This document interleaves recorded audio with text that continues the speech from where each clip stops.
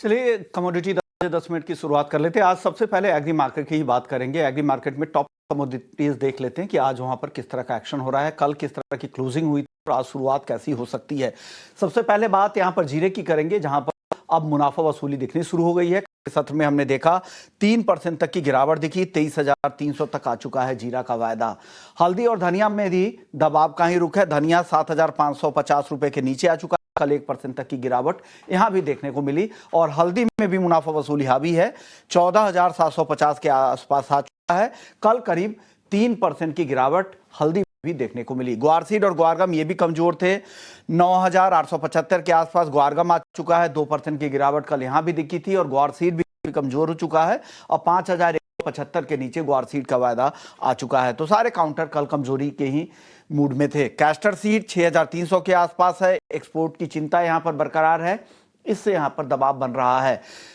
Palm तेल देखिए, आज हल्की रिकवरी की कोशिश है। मलेशियाई पाम तेल 4,000 रिंगिट के आसपास है, आज करीब 1% की तेजी है, लेकिन हमने देखा हाल में कुछ गिरावट पर भी बिल्डअप हुई है। कपास 1450 के आसपास, आइस कॉटन का भाव है 67 सेंट के ट्रेड हो रहा है। कपास खली की बात करें तो 3,000 रुपए के बेहद करीब है, हाजिर मांग से यहां पर सपोर्ट मिल रहा है। आखिरी काउंटर है मेंथा ऑयल का, जो 915-920 के आसपास कारोबार हो रहा है, यहां पर आज सीमित दायरे में ही कारोबार देखने को मिल रहा है।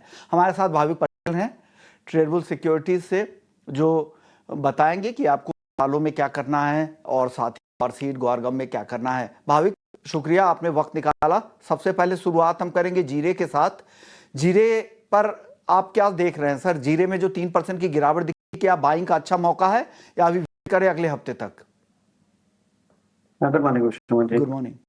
मुझे लग रहा है कि आई थिंक बाइंग के लिए और थोड़ा वेट करना चाहिए। पहले भी कहा था कि 25,000 के ऊपर शायद सस्टेन नहीं कर पा रहा है, क्योंकि इस बार अराइवल जो है वो काफी स्ट्रॉन्ग है। बट मेन है कि चाइना जो डिमांड आने वाली है वो आ नहीं रही है, तो उसकी वजह से प्राइस थोड़ा प्रेशर है। और ऑलरेडी जिससे बोला कि सप्लाई जो है वो थोड़ी आ सकती है। डिलीवरी जो थी वो थोड़ी लेट थी, बट अभी मार्केट में अगर देखें तो कोई शॉर्टेज नहीं है। मुझे लग रहा है कि यहाँ से और थोड़ी गिरावट आ सकती है 22,500 से 22,000 के करीब, जहां पे मुझे लग रहा है कि नई लॉन्ग पोजीशन ऐड करनी चाहिए। तो करंटली अभी करंट मार्केट प्राइस से एक बार शॉर्ट कर सकते हैं 22,500 के टारगेट के लिए, और स्टॉप लॉस रहेगा 23,500 का। तो स्टॉप लॉस लगाए 22,500 तक वेट कर सकते हैं, फिर आपको नई खरीदारी है तो 22,000 22,500 के आसपास कर सकते हैं। अभी शॉर्ट पोजीशन बनाने की सलाह यहां पर भावी की तरफ से आ रही है, यानी गिरावट और यहां से गहरा सकती है जीरे की। हल्दी बताइए सर, हल्दी में भी कल करीब 3% की मुनाफा वसूली दिखी थी, यहां क्या खरीदारी करनी चाहिए इस गिरावट में? यस, हल्दी में देखिए मुझे नहीं लग रहा है शॉर्ट करनी चाहिए। सप्लाई काफी टाइट है और आगे जाके भी मुझे लग रहा है कि इसमें तेजी देखने को मिल सकती है। बट क्योंकि 2-3 दिन हमने काफी स्ट्रॉन्ग रैली देखने को मिली, तो उसकी वजह से अभी फिलहाल हम कह सकते हैं कि करेक्शन है, मुनाफा वसूली है। और करेक्शन की वेट करूंगा मैं, 14,100 के करीब एक बार आता है तो वहां से डेफिनेटली बाय की रिकमेंडेशन दूंगा 13,600 के स्टॉप लॉस से, और ऊपर का टारगेट रहेगा 15,000 का। तो एक बार यहाँ से 304 से फ्रेश लॉन्ग पोजीशन कर सकते हैं। हल्दी के बाद ग्वारसीड ग्वारगम में पहले धनिया पे एक बार आपसे राय ले लेते है, क्या ये अच्छा और थे धनिया सर बता दीजिए, 550 के आसपास कितना नीचे है धनिया? ये धनिया में अभी भी काउंटर अगर देखें तो वीक ही लग रहा है सारे। इनफैक्ट देखें तो धनिया काफी वीक है। अभी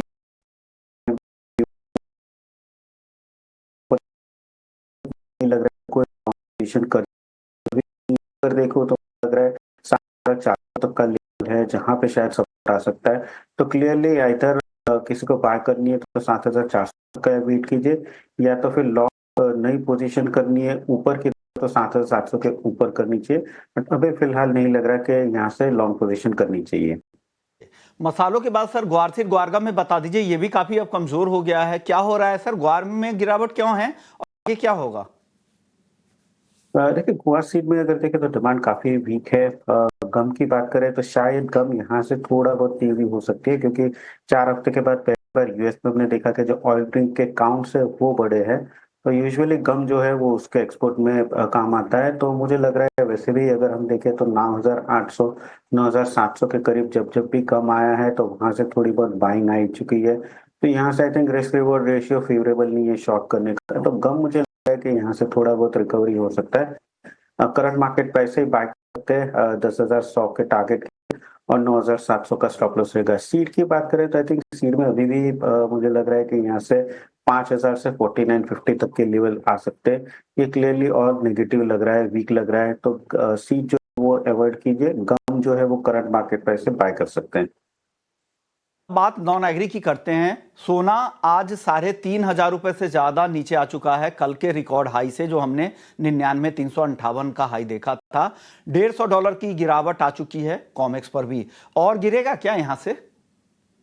देखिए, अगर फ्यूचर में 95,000 के नीचे जाता है तो मुझे लग रहा है ज्यादा करेक्शन हो सकती है, बट अभी अगर देखें तो थोड़ा मच नीडेड करेक्शन है, क्योंकि फंडामेंटल देखें तो अभी भी स्ट्रांग है। बट जो स्टेटमेंट आया यूएस के ट्रेजरी सेक्रेटरी से कि यूएस और चाइना के टॉक्स है वो शायद आ सकते हैं और ट्रेड टेंशन भी एस्केलेट हो सकता है।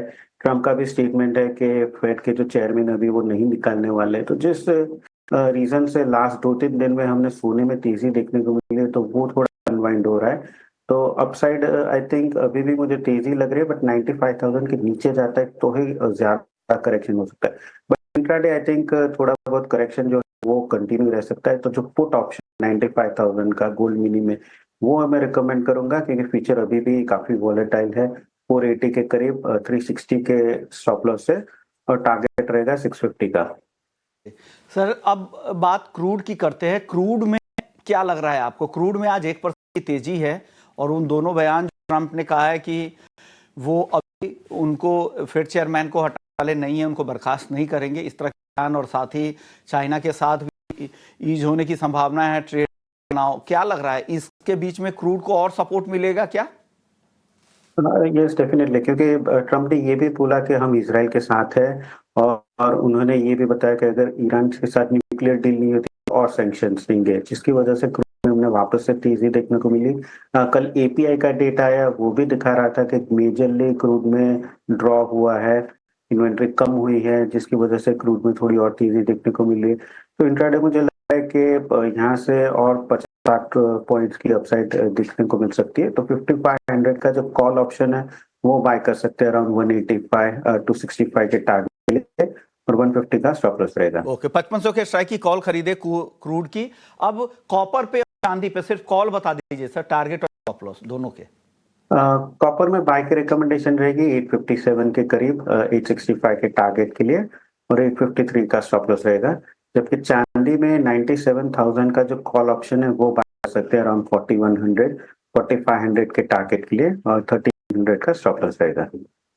शुक्रिया भाविक पटेल जी, आपने वक्त निकाला, हमारे दर्शकों को बताया कि उन्हें non agri market, agri market में क्या कुछ करना है। चलिए, वक्त है ब्रेक का। हमारे साथ आगे निखिल रुंगटा होंगे, जिनसे हम जानेंगे बाजार में अब क्या करना चाहिए, क्या मौके दिख रहे हैं उनको, किस सेक्टर में उनको मौके दिख रहे हैं। तमाम चर्चा होगी ब्रेक के बाद। जल्द लौटते हैं।